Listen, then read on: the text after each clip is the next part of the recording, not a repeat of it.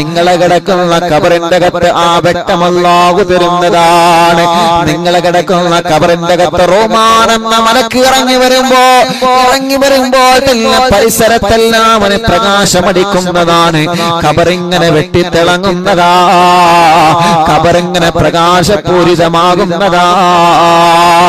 നേരെ മറിച്ച് റമളാനായിട്ട് കല്ലുവടി അവസാനിപ്പിക്കാത്തവരെ, റമളാനായിട്ട് ലഹരി ചുണ്ടിൽ നിന്ന് മാറ്റാത്തവരെ, റമളാനായിട്ട് ഹറാമിയത്തിൽ നിന്ന് വിട്ടു നിൽക്കാത്തവരെ, റമളാനായിട്ട് സീരിയലിൽ സിനിമയുടെ പിന്നാലെ പോകുന്നവരെ, റമളാനിലാവ മറവിന്ദിലാവ രാപ്പകലില്ലാതെ പാതിരാ സമയത്ത് ഉച്ച സമയത്ത് അറിവിന്റെ സാഗരങ്ങള് ഫിക്റിന്റെ സാഗരങ്ങൾ നിങ്ങളെ മുമ്പിലേക്ക് അല്ലാഹു ഇന്റർനെറ്റിനോട് വെച്ചു തരുമ്പോ അതെല്ലാം ഉപേക്ഷിച്ചുകൊണ്ട് ഹറാമിയത്ത് തേടി പോകുന്നവരാരാ?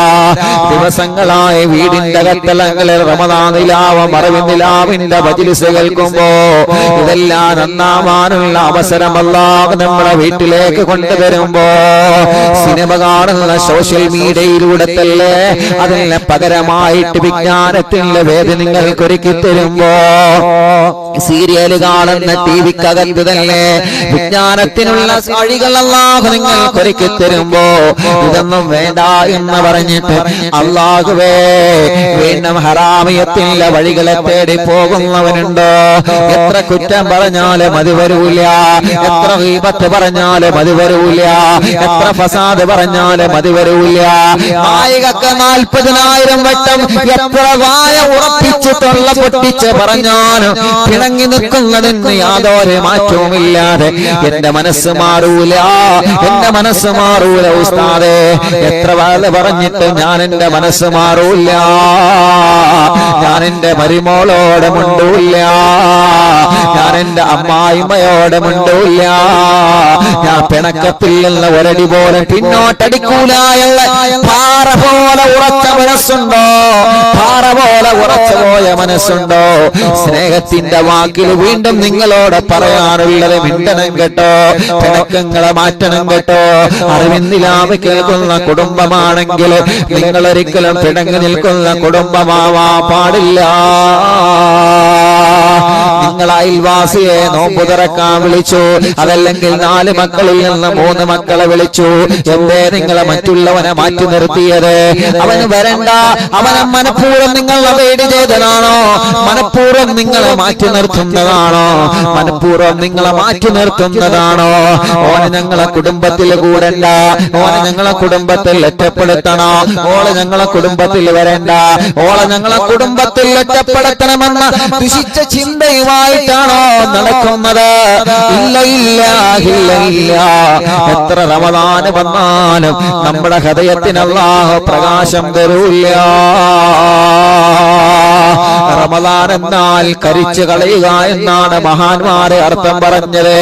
എത്ര വലിയ പാപമാണെങ്കിലോ, എത്ര വലിയ തെറ്റാണെങ്കിലോ, എത്ര വലിയ കുറ്റമാണെങ്കിലോ ആ കുറ്റത്തിനെയെല്ലാം കരിച്ചു കളയുന്ന മാസമേ റമളാൻ, കരിച്ചു കളയുന്ന മാസമേ റമളാൻ.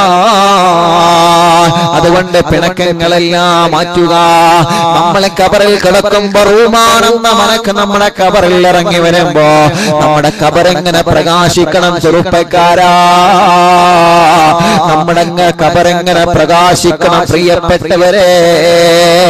അല്ലാഹുവേ ഞങ്ങളെ കബറിലേക്ക് നീ പ്രകാശം തരണേ അല്ലാ.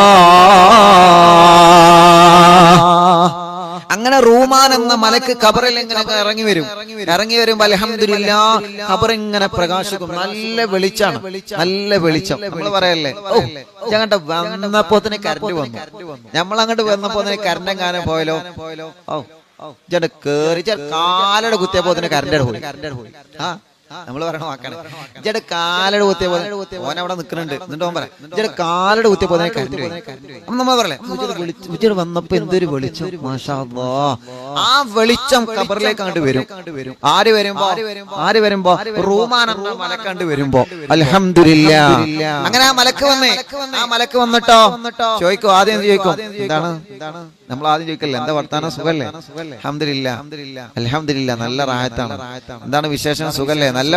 നല്ല മനുഷ്യനാണെങ്കിൽ നല്ല റാഹത്തിൽ ചോദിക്കും, എന്താ സുഖല്ലേ? അൽഹംദുലില്ലാ റാഹത്താണ്. നേരെ മറിച്ച് ചീത്ത ആളാണ് കബറിൽ കിടക്കുന്നത്, എന്താ തന്റെ വർത്താനോ? ചോദ്യത്തിൽ വന്ന് മനസ്സിലാക്കാൻ